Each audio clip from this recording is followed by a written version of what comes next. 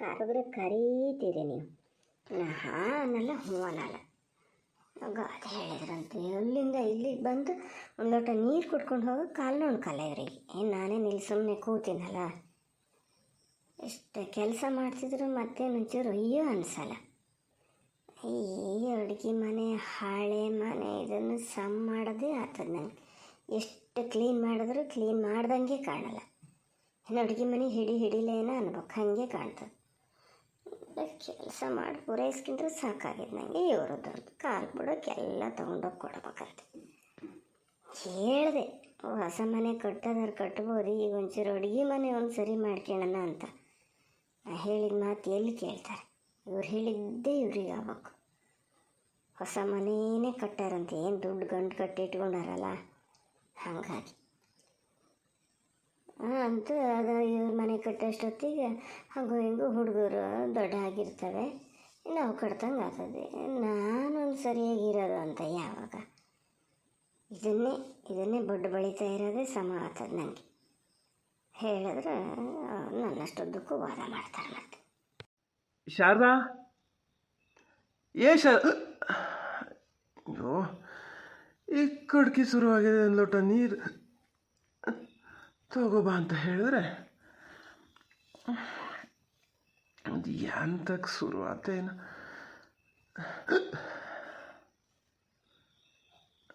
ಇಲ್ಲ, ಇದು ಇವತ್ತಿಗೆ ತರಲ್ಲ, ನಾನೇ ಒಂದು ಲೋಟ ಕುಡಿತೀನಿ. ಎಂತದ ನೀರು ತಗೊಂಡ ಮುಲ್ಕಿನ್ನಲ್ಲ ಅಂತ ನೋಡ್ದೆ ಮರ, ಬರ್ಬೇಕನ?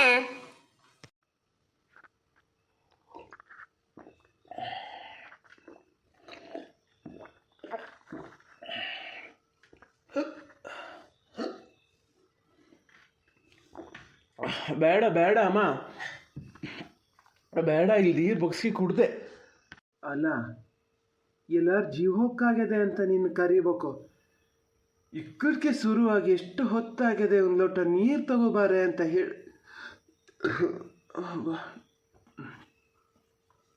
ಹೇಳಿದ್ರೆ ಅದೇನು ದಂಡು ಕಡಿತಿದ್ದೆ ಮಾರತಿ? ಅಲ್ಲ, ಹೇಳ್ಬೇಕೇ ಇಲ್ಲ ಇಕ್ಕಡಿಕೆ ಶುರುವಾಗಿದೆ ಅಂತ. ನಂಗೇನು ಗೊತ್ತ್ರಿ, ನಾನು ಇಲ್ಲ ಎಂಥದ ಕೆಲಸ ಮಾಡ್ತಾ ಇದ್ದೆ, ಸುಮ್ಮನೆ ನೀರು ಕೇಳ್ತಿದ್ದೀರಲ್ಲ, ಹಂಗಾರೆ ಒಂಚೂರು ಒಳಗೆ ಬಂದು ಕುಡ್ಕೊಂಡು ಹೋಗೋಕ್ಕಾಗಲ್ಲನ ಅಂತ ಇದು ಮಾಡಿದೆ.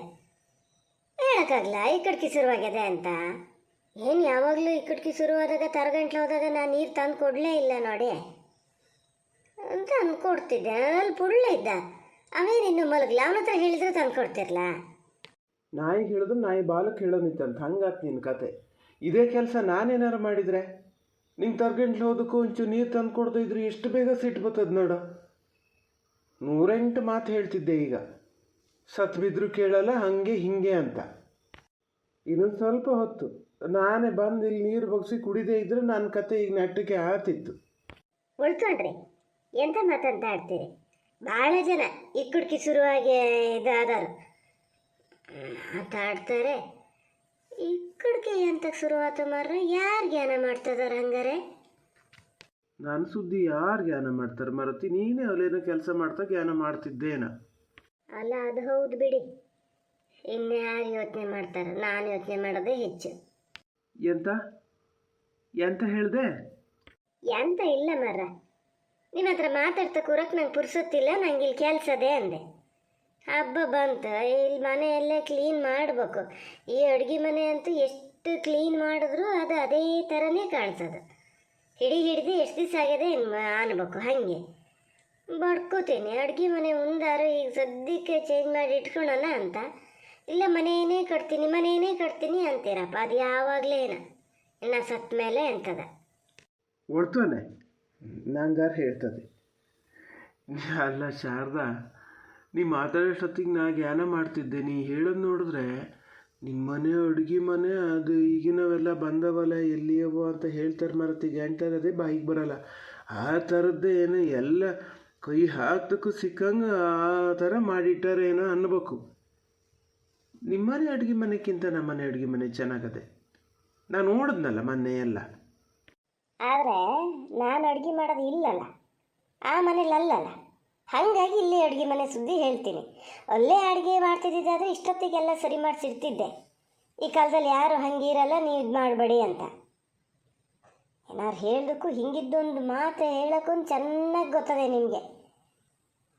ಹೇಳಿ ಅಲ್ಲ, ಒಬ್ರು ಹೇಳಿ ಹೋಗಿ ಕಟ್ಸ್ಕೊಡ್ಬೇಕಿತ್ತು, ಚೆನ್ನಾಗಿ ಮಾಡ್ಕೊಡ್ಬೇಕಿತ್ತು ಮನೇನ. ಯಾಕೆ ನೋಡ್ಕೊಂಡು ಸುಮ್ಮನೆ ಇದ್ರಿ? ಅಯ್ಯೋ ಮಾರತಿ, ತಮಾಷೆಗೆ ಹೇಳಿದ್ದು ಮಾರತಿ, ಅದನ್ನೇ ಸೀರಿಯಸ್ ಆಗಿ ಇದು ಮಾಡಬೇಡ. ಏನು ಹೇಳಿದ್ರು ಮೈ ಮೇಲೆ ಬತ್ತೀಯಪ್ಪ ಈಗೀಗ. ಹೌದು, ಹೇಳೋದೆಲ್ಲ ಬೇಕಂತಾನೆ ಹೇಳ್ಕೊಂಡಿರ್ತೀರಿ. ಇದು ಬಾಯಿ ಮುಚ್ಕೊಂಡಿದ್ರೆ ಇರಲಿ ಅಂತ.